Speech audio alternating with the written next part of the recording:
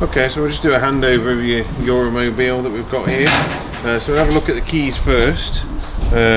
So we've got the main vehicle key there with your lock and unlock button on there. You've got another vehicle key as well, so this one works in the ignition, start the engine. After that, you've got your habitation door keys, are these blue Eura Mobil branded keys, and then your red keys as well. They should do all of your lockers. I think there must be a safe in it somewhere as well, because you've got two safe keys there. So I think we'll start off with the gas locker. So you've got a gas low system, so with this one just take the little cap off, and then when you're at the petrol station lock the bayonet in, and then you can fill up the gas bottles. They're permanent fixed gas bottles in here. Just have a little look inside. So you've got two nice big gas bottles. Should last a really long time when they're full up. Got little indicators up at the top which show whether the bottles are full and empty. There's one on both bottles. So it's a pretty straightforward system. When you're at the petrol station you just fill it until it stops and then the bottles are full. So moving on, just down here, this first flap, that's your shower point there. So pop your shower in there, turn it to the left for hot, cold for right, and then that's just for, like, you know, rinsing your shoes off or washing your sandy feet or whatever on the outside. And then here we've got the barbecue point as well, so you can plug your gas hose into there, and then have the other end connected up to your barbecue, so you don't have to have a separate bottle for your barbecue. So your fridge vents, just don't cover these up when you're using the fridge, because it needs that to pull the air through. And you can get winter covers which cover them up when you're not using the vents. But the main thing is just not to obstruct the vents when the fridge is in operation. Same with this. This is your chimney for your heating system and your boiler. So it has to suck air in through the bottom here and then let the combustion gases out around the outside. So don't block that when your heating's in use as well. So just have a look in the garage. It's a nice big garage. We've got a light up at the top there, a spare wheel at the back, and then there's your mains hookup lead as well. Underneath in the garage floor you've got your two separate leisure batteries under here. Just at the back is the tool kit. I think that might be the safe up there. That looks like the safe up there in the top right hand corner. It's a nice big metal safe there, and then in the back left corner here you've got a proper camping washing machine. So you've got the wash side with your various settings, your timer and the 3 different settings there, and then you've got the spin side, so that's for, like, you know, spinning it to get all the moisture out. I suppose before you use it just pop that outside or into a bucket to drain, and there you go, proper camping washing machine there. So before we carry on we'll just look at the awning quickly. It's a little bit windy today, so I'm going to wind it out part of the way and just show you the legs on the awning. But it's a little bit too windy to put it out all the way. So just pop the key in, wind it out.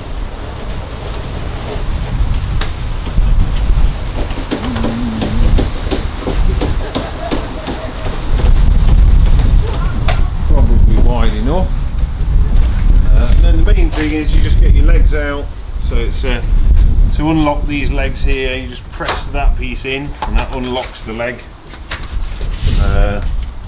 And you would put your leg down, get it to the height you want it, and then lock it off with that lever into the upright position there. If you do both legs and then wind the awning out the rest of the way, and just wind the cloth until it goes tight. If you wind it a bit too far the cloth will go loose, so then just wind it back a bit until the cloth's nice and tight. And like I say, I would put it all the way out, it's just a bit too windy today. You don't want to have your awning up in really windy conditions, because there's like a risk you'll damage the awning if it's really windy. So then just to wind it back in, just reverse the same process.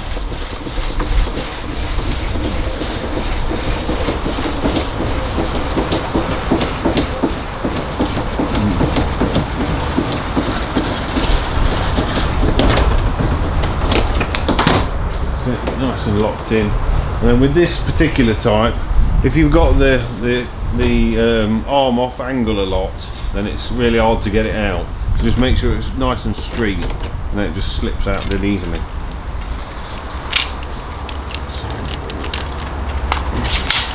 Put that down, stick that in the garage.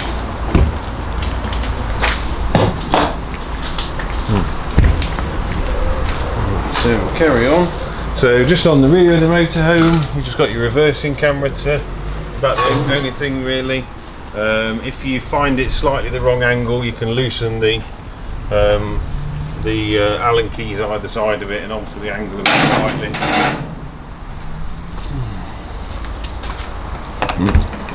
It's just the other entrance into the garage there, and yeah, that's the safe up there. It's a nice big safe. So toilet cassette in this one.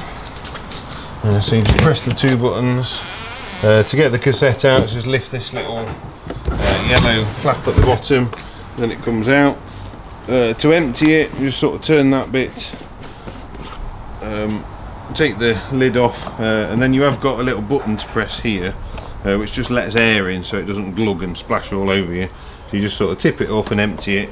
And then to fill it back up again, you just put a bit of your toilet chemical in the lid, pop that in, and then it's ready to use again. Then you just slide it back in. If it won't come out, then that's because you've got the toilet flap open inside. If you leave the toilet flap open inside the van, then the toilet cassette's locked in, it won't come out. So pretty straightforward with that. So water filler cap here. It is like a locked cap, so it's normally a quarter. I think it's unlocked at the moment, so you press in to undo it. So it's like press it in, turn anti-clockwise, and that opens it, and then press in, turn clockwise to close it, and then to lock it, it's a turn. Let's see which key it is. See if it's that key. It's a turn clockwise to lock, and then a turn anti-clockwise to unlock it. Just in this little locker down here, we've got quite a few bits to look at. So right at the back here, this is a drain valve. If we lift that, it will drain your whole water system down for the winter. There's a separate drain for the boiler, but that one's for your whole water system there. This valve to the right here, at this pipe at the back, that is your wastewater drain. And then this one here is your freshwater drain as well. So really with those, you just want to make sure your van's drained down completely when you're not using it, especially in the winter. So you've got your mains hookup through this one. So you just plug your mains lead in there. You've got a mains lead in the garage that we've sorted out for you. So that powers all your 240 volt inside. And then the last thing on this side, how do we get in there? There we go. Is your diesel filler. And then it's just the main Fiat keys to open the diesel filler cap. Just make sure you don't put water in the diesel filler, and don't put diesel in the water filler. Just make sure, if you're looking at blue, don't put diesel in it, and if you're looking at black, don't put water in it. So let's go inside the van. So we've got an additional security lock there, which goes over the hab door, and then you can have it in the centre position as a handle to help you get in and out the van, or stow it away like that. Then you just lock it in position with the little lock there. So we've got electric step. The switch is just inside the door. A few electric step there.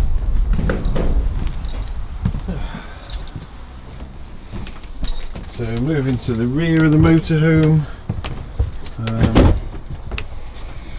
Yeah, so it's a bit cramped to show you, but to bring the steps out, it's that button there. That brings out 3 steps, which makes a sort of a bit of a ladder to get up into the rear bed. Nice big spacious rear bed there, and then just should just slide back in. There we go. And then you've got like 3 other drawers in there for storage as well. I think we'll just have a quick look in this cupboard, because low down in here is your boiler drain valve. We'll just get a little bit more light. There we go. So you got your boiler drain valve here. So this empties the boiler. So you can see we've got a pipe which goes down outside the motorhome there. And then we've got this little red button up at the top there. Now if I lift the red button, press it down, that opens the pipe to the boiler and lets it drain out the bottom of the van. And always make sure you drain the boiler down when you're not using your van, especially in the winter. Jolly good. So I think we'll go around into the washroom. So if I just step inside, so you've got your shower water there. So to the left will be hot and to the right's cold, and then you lift it to switch it on. In the winter, as with all of your taps, leave the tap in the centre and then lift it, and that opens both pipes to let the water drain out when you're draining your van down. Let's just switch that torch off. So the other thing to be aware of is mainly your toilet. So where's the little flap on this one? There we go. So if we look inside, you've got a black plastic flap that's closed, and then to use the toilet you open the flap using this lever down below, and that's the flap I was on about. If you can't get your toilet cassette out, you've left this flap in the open position, because the cassette won't come out when it's open, and then you just keep it closed when you're not using the toilet to keep the smells down. The other thing is just the flush button here for your flush fluid. So that after you've used it, just press the button and it flushes the toilet there for you. I think that's probably everything that we need to see in here. You've got a 12-volt socket up there, and then your light switch is just inside the door to the left as you come in. So I'll just briefly show you underneath here. That's just where your wastewater tank is, should you need to get in there and clean it or anything. Then you can open that red cap at the top. So you've got a nice big fridge, a nice separate freezer there.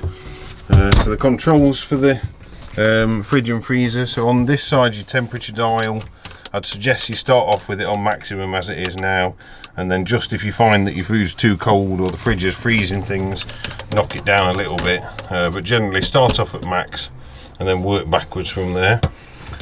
You've got your 4 different settings here to control what power source the fridge is going to use. When you're getting ready to go away, you need to get the fridge cold first, so you'll be looking to either get it plugged in at home into the mains and get the fridge switched on, get it cold, or gas if you're not able to get access to mains and get the fridge cold. And then when you're driving, then when you switch the engine on, you can go onto battery, and that runs from the alternator on the engine. And then when you finish your journey, then you need to go back onto mains or gas when the engine isn't running on the motorhome. Just to get around all of that, you're probably best off leaving it on auto. Then it'll use battery if the engine's running, and then if the engine's not running, it'll look for mains. If there's no mains, it'll look for gas, and it will just move through. The only other thing to look at is this button, and that's for your fridge fan. So maybe if you're in Spain or really hot in the summer, then you can put the fan on, which helps cool the back of the fridge down. But you might choose to switch it off at night when it's a bit cooler, just to save the sort of fan noise. All pretty straightforward in the kitchen. So you've got a filtered water tap here for sort of drinking water, and then you've just got your normal tap, same as all the rest, hot, cold, in the middle of mixture, etc. Up on the top here you've got your light controls and an extractor fan. So your cooking extractor just takes some of the cooking smells outside, and then your 3-ring gas hob, and then with these you just sort of press it in, turn it, light it, hold it for a moment to just let it heat up, then you can let go and it will stay burning. And then you just got your 3 gas rings there. I think the TV's decided not. Oh yeah, so the TV, we're under a canopy at the moment, so the TV doesn't tune in very well, but you can see the TV's working there on the digital aerial. You've got your 2 other seat belts here, and in order to use them, let's just see if that. In order to use them, then we take this this one out here, and then this would fold. That lifts out, and this board lifts out as well, and then that would leave your space to put your feet for whoever's travelling in these seat belts.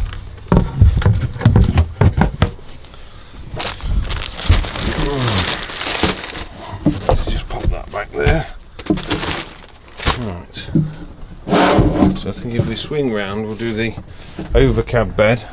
Now the overcab bed's got quite a strong mechanism holding it in, so to unlock it you do have to like push it up to take the weight off it, and then kind of quite firmly sort of go down on that, pull down and forwards on that lever, but you kind of have to lift the weight of the bed to do that, because it is a really big double bed over the cab here. Nice big window as well.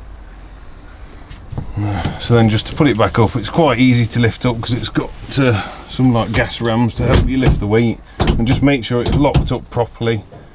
There we go, so that clicked in, locked up properly before you drive. So as you can see, we've got these seats down. You have to have these seats down to bring the bed down. I think it's just this side on this one. Is that the swivel? No. So you got, I don't know whether you can see that, Ben. We've got this lever here, so that's for the back of the seat. So if you lift that, then the back of the seat will stand up. And then I think it's the opposite side for this one. Same thing, it's just on the corner. Then you can put the cab seats back up. And then the opposite corner, these are for the swivel seats. So it's the same thing, you just lift that, and then that allows the seat to swivel round. And it's the same on this side as well. So the seat can join into the lounge area. So it's just that one for swivel, opposite side to lean the seats forward.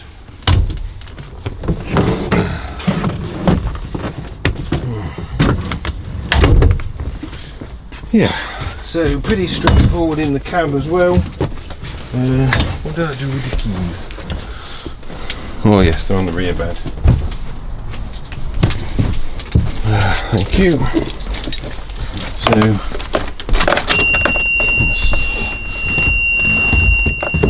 that's just warning me the steps out. So yeah, when you got that beeping noise, it warns you the steps out. You have got this handy button here which puts the step away for you. The little switch next to it is for adjusting your mirrors. So you've got the left top mirror, left bottom mirror, and then the opposite side, top mirror, bottom mirror, and that's just for your adjustments there. So you got the aircon button in the middle. If I just start her up, the aircon doesn't come on unless the fan's on, so if I press the button it doesn't do anything until you put the fan on. Now your aircon's on. Obviously you'd have it on the cold setting, pretty much the same as most vehicles. You just select where you want the air to go, whether you want the air to come in or whether you want it to recirculate. Your 4 fan speeds, and then you've got hot through cold on that outside dial, so that's all your heating controls. Quite a decent stereo there.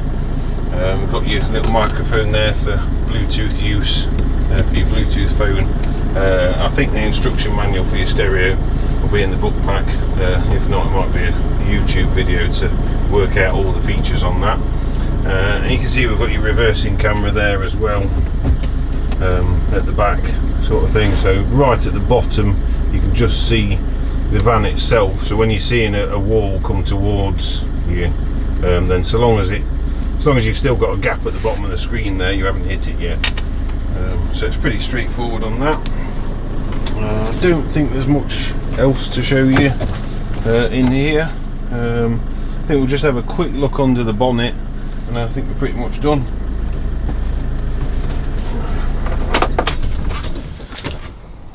Yeah, so on the way out then we'll just do the control panel. So quite a simple control panel on this one. You've got your main power on and off, that's your lights on and off, and that's your water pump on and off. Just make sure that if your water pump's on, you've got water in your water tank, because the pump will just run forever if there's no water in it, and it will just burn itself out. So this bottom button shows you your water level, so you've got 2 different tanks. You can see the symbol there. I think that's your fresh tank and that's your waste tank there. So 40% on waste it says, 50% fresh. And then the button above there is for your batteries. So you've got, that's your habitation battery, and then it switches to a vehicle symbol there for your vehicle battery. The top button, I'm not sure, I think it's for setting the time, isn't it? So yeah, top button is just for setting the time. So dead simple control panel, and your heating controls are really quite simple as well. So you've basically got winter and summer mode. So if you turn upwards, this is basically summer mode. So you've just got two hot water settings: 40-degree hot water, 60-degree hot water, and that's your two settings there. And then when you turn downwards, this is basically a winter mode. So this is heating only with the first switch, and then the second switch, heating and hot water. And then the centre is just what temperature you want the motorhome to be. It's just like your thermostat, really. So probably want that on like 3 or 4 or something, and that should keep it at a nice steady temperature. So just remember, turning upwards, that's summer, so that's hot water only. Turning this downwards, that's heating, and then down one more, heating and hot water. So that's dead simple on those, really easy control panel. And so then just pop the electric step out.